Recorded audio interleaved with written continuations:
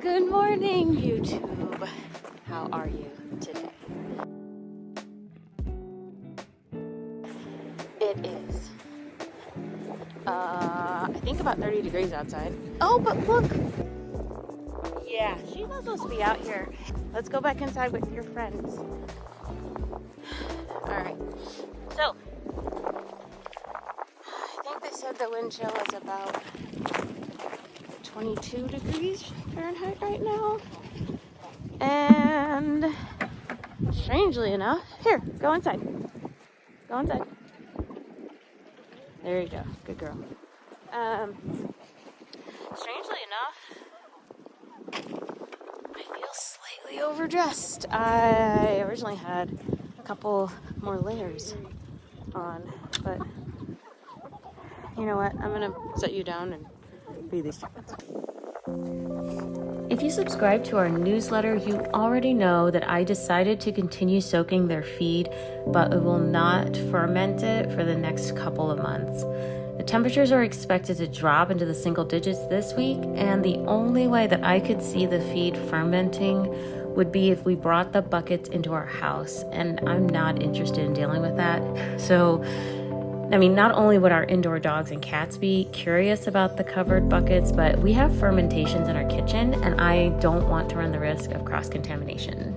I mean, for example, we have sourdough starter, and I am restarting kombucha soon, which I'll talk about in future videos, but the aim is for those ferments to use wild yeast and good bacteria from the air, and I just don't feel comfortable with having the chicken feed fermenting inside the house, even if it's at the back door, but you know, that's just me. But as I said, I described this in the most recent newsletter, and I encourage you to subscribe to it if you haven't already. It goes out every Sunday afternoon and includes some behind-the-scenes info that doesn't always make it to the videos that we post here on YouTube. The link will be in the first comment pinned for this video and in the description box.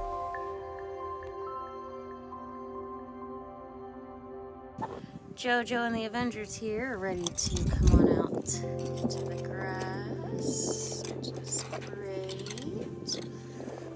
Water is frozen. So, here's a little hack I wanted to share with you all. Because just dealing with 6 chickens here, I have decided to use these smaller rubber bowls for their water when we have these freezing temperatures. And the advantage of doing that is, in this case, it's okay. I can kind of pick up this chunk of ice and just toss it, and they can continue drinking out of the bowl. But there have been a couple of days, actually I think it was one day last week, when the water was just frozen completely solid, and I don't know if my hands were just too cold or what, but I just could not get that thing to come out of the bowl. So I decided to actually just flip it over and use the bowl on the bottom to fill with fresh water. So it's a simple thing, but I found it to be quite useful whenever we're dealing with these freezing temperatures. You guys are thirsty, huh? You're thirsty. Enjoy your water.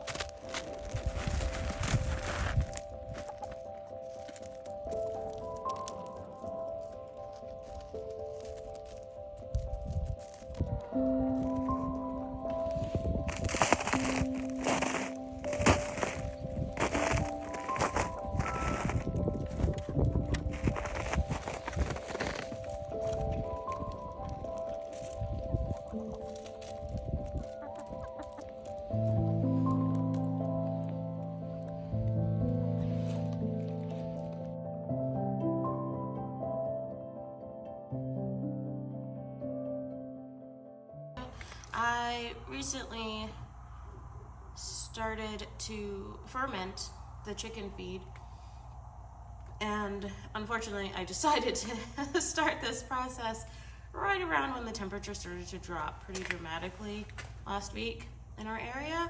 So none of the feed has really fermented. It's really just kind of swollen in the water. As I continue to research different options to add more protein to their diet, I came across a couple of resources that suggested using things like cat food or dog food, just supplementing their food with it. So I decided to experiment this week with supplementing their feed with cat food. So that's what's in that plastic bag I just showed you. I'm gonna show you. So right now this feed is just, I need to stir it around. It may even be frozen, but I'm gonna add more water to it.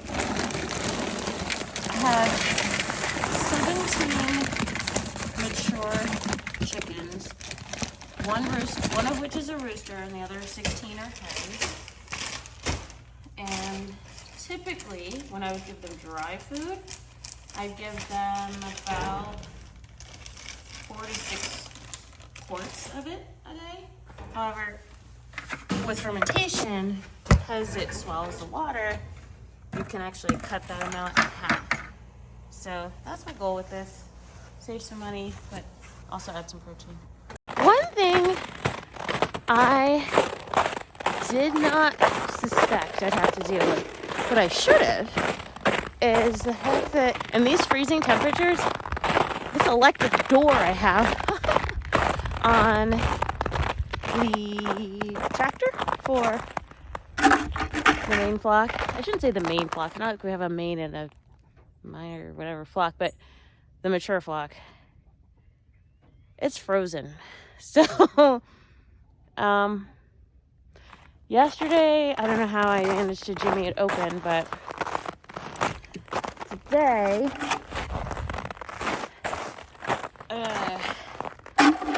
in addition to replenishing their water pretty frequently during the day, because it, I'll just show you, it's frozen.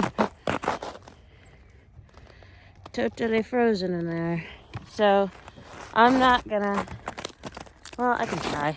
Let's see what I can do here. Get it to come out.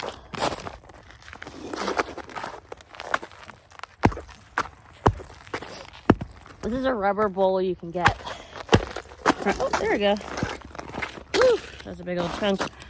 I use these because you can knock the water out of them. One trick though is don't fill it all the way up. I made that mistake yesterday. And I don't know why I did, because I don't typically do that, but don't fill it all the way up because you're not going to drink all of it. And it will freeze during the day when the temperatures are like they have been this week. So it's better to just kind of fill it halfway and then go from there. Sorry, the camera's a little shaky. I'm trying to put my mitten back on. There we go. All right. So now you can probably see these chickens are all piled on each other trying to get out, which I'm like, are you crazy? I understand there's food out here, but, well, actually, the food's not out here yet. I decided to add some water to a little bit more. Like, I just got another bucket since the previous bucket was frozen. And so their food actually isn't out yet. It will be soon. Now I'm going to head over to a younger flock, JoJo and the Avengers, who clearly, they're so young and cute and just don't understand some things. But yesterday afternoon I set out, I don't know if you can see it, a bunch of treats for them to enjoy in the afternoon. Actually, it looks like they did venture outside the door a little bit to get the ones that were closest to the door, but they didn't come this far. So I'll go ahead and let them out now. And so they can finish yesterday's treats, and I can get inside the tractor to replenish their water.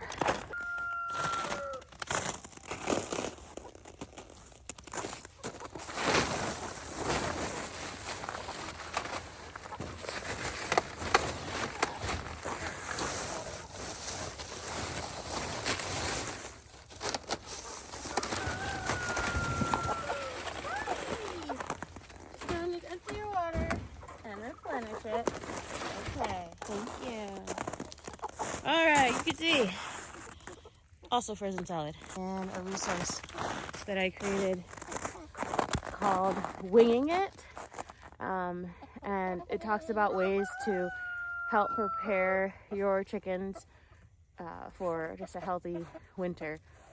Ways to help keep them warm and keep them safe, really, with this cold weather. So I'm gonna do this a little further away from them so I don't startle them. Nothing in there yet, hon. Hold on. I don't want to throw it all the way up again. You're gonna drink it out here, not inside? I think it's better to keep it inside, hon, okay? Here, let me grab this,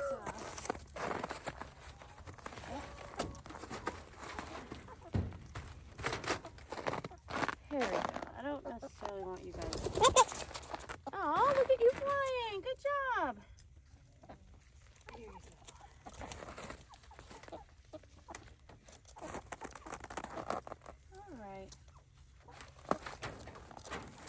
If I know that we're expecting a big rainstorm, or like this week, we knew we were going to have really cold temperatures for an extended period of time and snow, I made sure to cover their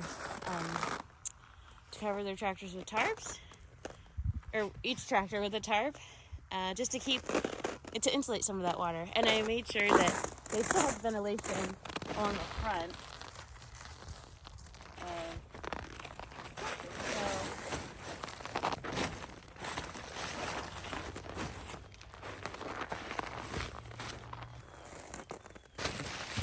That's all we need to do with the young chickens for today. They had their food, their feeder filled up yesterday to the brim. And I have found that on average, even in this colder weather, it'll take them about 3 days to go through that entire container. So not bad for, 6 growing chickens. We hope you enjoyed today's video. Thank you so much for taking the time to watch, and we really do hope that you'll subscribe, click on the notification bell, and sign up for our newsletter so that you can stay in touch with us and we can keep you posted on things going on the homestead that don't quite make it onto these videos. We hope that you and yours are staying safe and warm wherever you are, and until next time.